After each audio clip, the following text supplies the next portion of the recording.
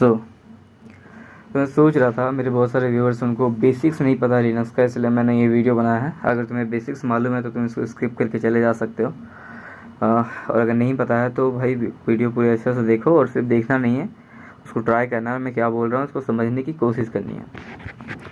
तो Termux actually एक Linux environment है, तुम्हें पता होगा अगर तुमने इंस्टॉल किया है तो। और इसको यूज़ करना के लिए हम लोग जो होते हैं लिनक्स का जो कमांड्स होते हैं उनको ही यहाँ पे अपलोड करते हैं, यहाँ पर मतलब डालते हैं और एंटर करते हैं तो वो रन होता है। तो सबसे पहले जब हम लोग कभी भी कोई लिनक्स इंस्टॉल करते हैं या कोई भी टूल यूज़ करना चाहते हैं, उससे पहले हमें एक कमांड का ध्यान रखना है, apt अपडेट। उससे क्या होता है, ये हमारा फर्स्ट कमांड है, जब इंस्टॉल करोगे तब भी इसको ज़रूर डालना। इससे हमारी जो रिपोजिटोरीज होती है अप टू डेट हो जाती है, और इसके साथ में apt upgrade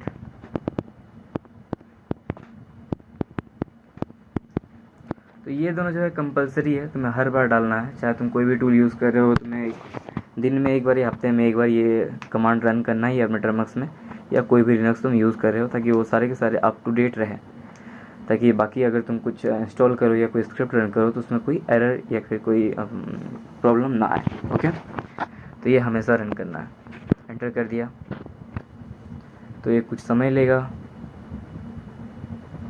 रिपोजिटोरीज up to date होने के लिए।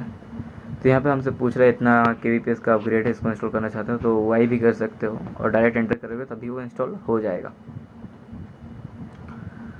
तो इसको इंस्टॉल होने देते हैं।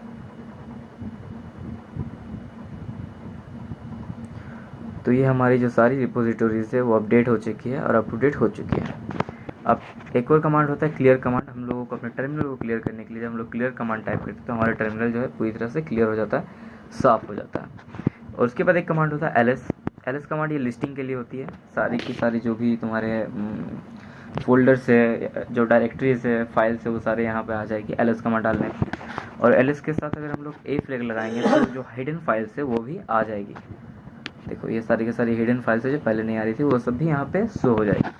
तो एल एस का हम लोग इस तरह से यूज़ करते हैं। और एल एस को और भी अच्छे से यूज़ कर सकते हैं, जैसे मुझे किसी फाइल के बारे में जानना है कि वो कितनी kbps का या कुछ, तो वो भी कर सकते हैं। इसको क्लियर कर लेते हैं, नहीं डायरेक्ट एल एस करते हैं, LH ये अगर डाल दोगे तो यहाँ पे हमें बता देगा कि कौन सी फाइल कितनी kbps की। इस तरह से अगर सिर्फ LH और L करोगे तो भी ये बताएगा, लेकिन ये इस तरह से नंबर्स में बताएगा, पूरा इस तरह से 3.5 की इस तरह का नहीं आएगा। तो इस तरह का हम लोग कर सकते हैं, लेकिन यहाँ पे सारे फाइल्स का नहीं आ रहा है। अगर हम लोग को सारे फाइल्स को देखना है तो उसके लिए हम लोग वही करेंगे, सिंपली LS टाइप करना है। उसके बाद हमें ALH कमांड कर यहाँ पे डाल देना फ्लैग, एंड देन एंटर कर देना। तो यहाँ पे जो भी फाइल्स है सारे के सारे यहाँ पे शो होने लगेंगे, डायरेक्टरीज फाइल्स सबके सब, ठीक है। तो इस तरह से हम लोग पता कर सकते हैं कौन सी फाइल हमारी कितनी बड़ी है या किस टाइप की है। क्लियर कर लेते हैं टर्म्स को। क्लियर करने के लिए तो तुम लोग को पता होगा कमांड क्लियर कमांड टाइप करके एंटर करना, तो ये क्लियर हो जाएगा। उसके बाद यहाँ पे एक कमांड आती है, हम लोग किसी पैकेज को इंस्टॉल करना है इसमें, तो उसको कैसे करेंगे। तो पहले पैकेज इंस्टॉल करने से पहले यहाँ पर सर्च पैकेज इंस्टॉल पे टाइप करते हैं। apt लिस्ट अगर टाइप करेंगे तो हमें पता चल जाएगा कौन कौन से पैकेजेस यहाँ पे अवेलेबल है। apt लिस्ट टाइप करके सिंपली एंटर कर दो।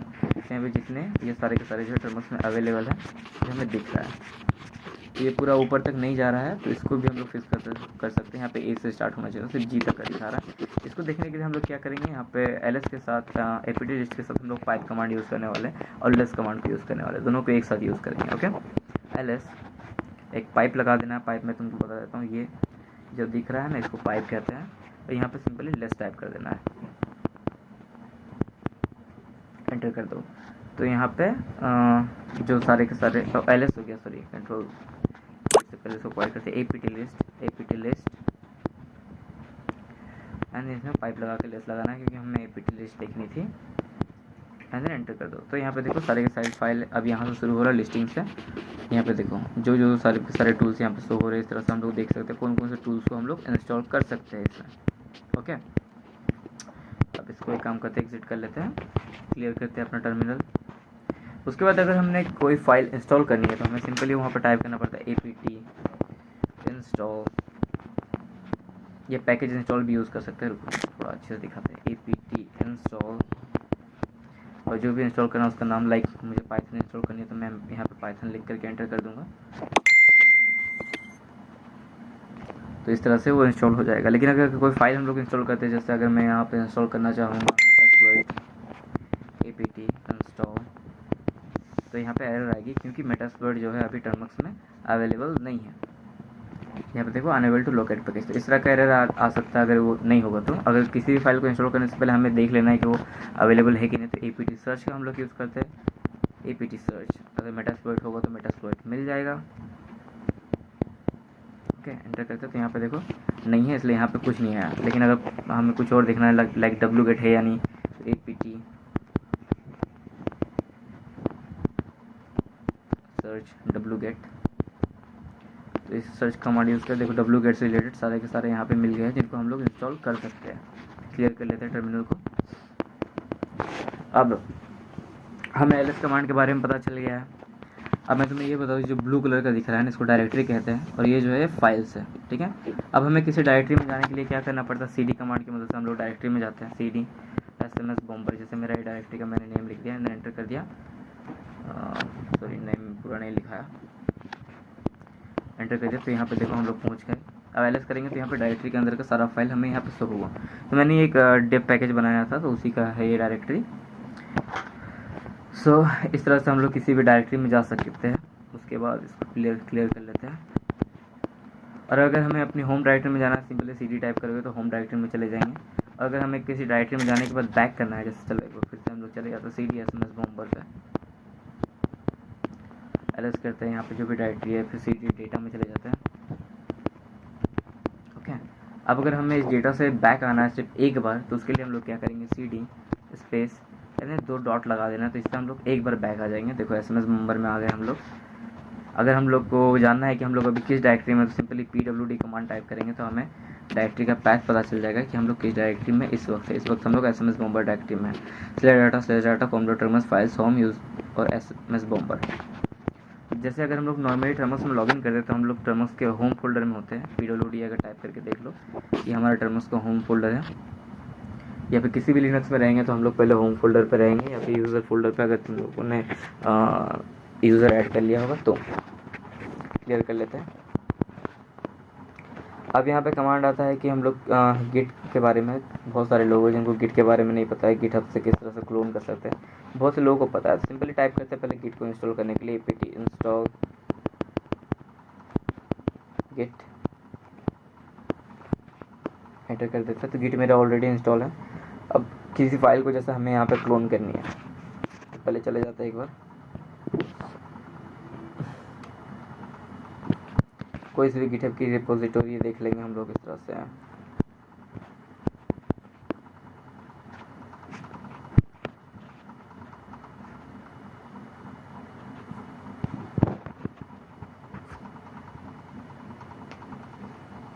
तो मैं अब अपनी फोल्डर फाइल पे आ गया हूँ, अपनी क्या कहते हैं यार, अपनी गिटहब की रिपोजिटोरी पे आ चुका हूँ। यहाँ से अब हम लोग किसी भी एक फाइल को क्लोन कर लेंगे।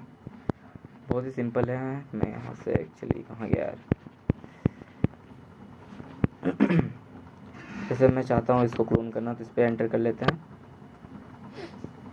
एंटर करने के बाद जो यहाँ पे जो लिंक मिलेगी ऊपर में, इसको सिंपली कॉपी कर लेना है। कॉपी कर लेने के बाद चले जाना अपने टर्मक्स में, टर्मक्स में जाकर के टाइप करना है git clone एंड जो भी रिपोजिटरी क्लोन करना चाहते हो उसका लिंक यहाँ पे पेस्ट कर देना है, सिंपली अंदर एंटर कर देना है। तो ये हमारा क्लोनिंग स्टार्ट हो जाएगा। वेट करते हैं, यहाँ पे हमारा क्लोनिंग स्टार्ट हो गया। जब हम लोग यहाँ पे ls करेंगे तो हमारे पास एक anon4u के नाम से फोल्डर आ जाएगा या डायरेक्टरी आ जाएगा। इस फोल्डर में चला जाता है cd anon4u। इस तरह से हम लोग उस डायरेक्टरी में जा सकते हैं। फिर ls करेंगे तो यहाँ पे देखो readme.md जो फाइल थी उस डायरेक्टरी के अंदर वो हमारे पास आ चुकी है। फिर से बैक चल जाते हैं। उसके बाद हमें एक और चीज़ करनी पड़ती है, टर्मक्स को स्टोरेज का परमिशन देना पड़ता था कि हम लोग अपने SD कार्ड को, अपने फ़ोन के फाइल्स को टर्मक्स की मदद से विजिट कर सकते हैं, एडिट कर सकते हैं, और भी बहुत सारी चीज़ें, या टर्मक्स के कुछ फाइल्स वहाँ मूव कर सकते हैं, वहाँ से कुछ फाइल यहाँ मूव कर सकते हैं। उसके लिए हम लोग टाइप करेंगे सिंपली टर्मक्स सेटअप स्टोरेज। इसको अच्छे से देख लो कमांड्स को, अंदर एंटर करेंगे तो ये जो होगा स्टोरेज जो है मेरा ऑलरेडी जो है डायरेक्टरी स्टोरेज क्रिएटेड है, जैसा मैंने एलएस करके दिखाया था। अगर तुम्हारे में नहीं होगा तो यहाँ पे तुम्हें अलाउ करने का ऑप्शन आएगा ताकि तुम यहाँ पे अलाउ कर सको। मैं सिंपली एंटर कर देता हूँ। तो स्टोरेज तुम्हारा जब हो जाएगा तो स्टोरेज इस तरह से यहाँ पर आ जाएगा। स्टोरेज नाम का एक फ़ोल्डर, यहाँ पर भी जा करके अपने डाउनलोड फोल्डर्स को देख सकते हो, CD स्टोरेज।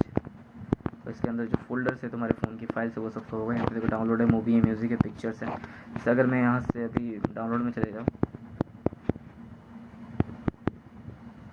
एंटर करूँ, तो यहाँ पर जब एलएस करूँगा तो यहाँ पे मेरे डाउनलोड की जो फाइल्स है वो मिल जाएंगे यहाँ पे। तो इस तरह से हम लोग इस तरह से अपने SD कार्ड को विजिट करते हैं। और डायरेक्टली भी हम लोग SD कार्ड में जा सकते हैं। सिंपली अगर हम लोग CD/SD कार्ड टाइप करेंगे यहाँ पर, तो हम लोग डायरेक्टली भी SD कार्ड में जा सकते हैं। एलएस करेंगे तो यहाँ पर जितने भी फाइल्स SD कार्ड के अंदर वो सारे के सारे यहाँ पर शो होने लगेंगे। अब अगर हम लोगों को कुछ फाइल यहाँ से मूव कराना पड़ेगा या फिर कुछ क्रिएट करना पड़ेगा तो हम लोग कैसे करेंगे? CD एक बार चले जाते हैं अपने होम डायरेक्टरी में, क्लियर कर लेते हैं इसको। अब वीडियो को अच्छे से देखोगे तभी समझ में आने वाला है। अब हम लोग यहाँ पे जैसे हमें कोई फाइल क्रिएट करनी है तो उसके लिए हम लोग सिंपली टच का यूज़ कर सकते हैं। टच हेलो, इस टाइप का टच कमांड की मदद से हम लोग कोई फाइल क्रिएट कर सकते हैं। यहाँ पे जब हम लोग एडिट करेंगे तो यहाँ पे हेलो नाम का एक फ़ाइल बन चुका है, देखो। अब अगर किसी फाइल को हमें रिमूव करना है, सिंपली हम लोग RM हेलो टाइप करेंगे तो वो रिमूव भी हो जाएगा। अब जब हम लोग एलएस करेंगे तो यहाँ पे नहीं है। तो किसी फाइल को रिमूव करने के लिए हम लोग RM यूज़ करते हैं, और अगर किसी डायरेक्टरी को रिमूव करने के लिए तो हम लोग वहाँ पे यूज़ करते हैं RMDIR। तो हमने फाइल बनाना सीखा, फाइल रिमूव करना सीखा, और एक बार में अगर हम लोग 4-5 फाइल रिमूव करना चाहते हैं तो वो भी कर सकते हैं RM। और जो जैसे मैं यहाँ पे XX और टेस्ट इन दोनों को रिमूव करना चाहता हूँ तो यहाँ पे XX टाइप कर दूँगा, एंड देन टेस्ट टाइप कर दूँगा, एंड देन एंटर कर दूँगा। तो फिर जब एलएस करेंगे तो यहाँ से वो दोनों फाइल रिमूव हो चुका है। अब हमें एक चीज़ सीखनी पड़ेगी किस तरह से हम लोग डायरेक्टरी को क्रिएट कर सकते हैं। तो MKDIR, ठीक है, MKDIR इसको कहते हैं, एक MKDIR।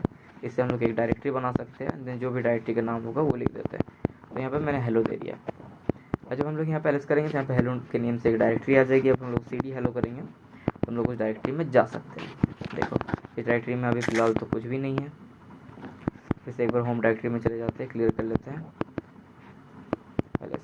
अब हम लोग इस डायरेक्टरी को कैसे रिमूव करें? तो डायरेक्टरी को रिमूव करने के लिए हम लोग RMDIR यूज़ करते हैं। जैसे MKDIR हो गया, उसके बाद बनाने के लिए और रिमूव करने के लिए RMDIR। तो हम लोग यहाँ पे हेलो टाइप करेंगे तो ये रिमूव हो जाएगा, एंड देन एलएस करते हैं। यहाँ पे देखो डिलीट हो गया। लेकिन अगर कोई डायरेक्टरी के अंदर में कोई फाइल होगी तो उसको हम लोग कैसे रिमूव करेंगे? उसको रिमूव करने के लिए हमें एक बार फिर से दिखा देते हैं। उसको भी अगर तुम RMDIR से रिमूव करेंगे तो नहीं होगा। जैसे RMDIR, एंड देन यहाँ पे मैं unknown4u की जो डायरेक्टरी है उसको रिमूव करने की कोशिश करता हूँ। तो यहाँ पे मुझे एक एरर शो होगी और यहाँ पे आएगा कि डायरेक्टरी नॉट एम्प्टी। यहाँ पे देखो fail to remove unknown4u directory not empty, क्योंकि वो रिमूव नहीं हुआ क्योंकि वो एम्प्टी है। तो उसको रिमूव करने के लिए हम लोग RM के साथ RF फ्लैग यूज़ करते हैं। इस तरह से जो होगा, अब अगर मैं यहाँ पे unknown4u टाइप करूँगा तो जो डायरेक्टरी है वो रिमूव हो जाएगी एलएस। तो देखो unknown4u की जो डायरेक्टरी है वो रिमूव हो चुकी है। तो आज की वीडियो में बस इतना ही। वीडियो ज़्यादा लंबी हो जाएगी, इसका पार्ट 2 भी आएगा। तब तक वेट करो वीडियो के लिए। और वीडियो अच्छी लगी है तो लाइक कर लो, और आगे सीखना चाहते हो तो बिना बकवास के तो सब्सक्राइब कर लो चैनल को। यहाँ पर बहुत सारी चीज़ें न्यू मिलेगी। तब तक के लिए हैप्पी हैकिंग।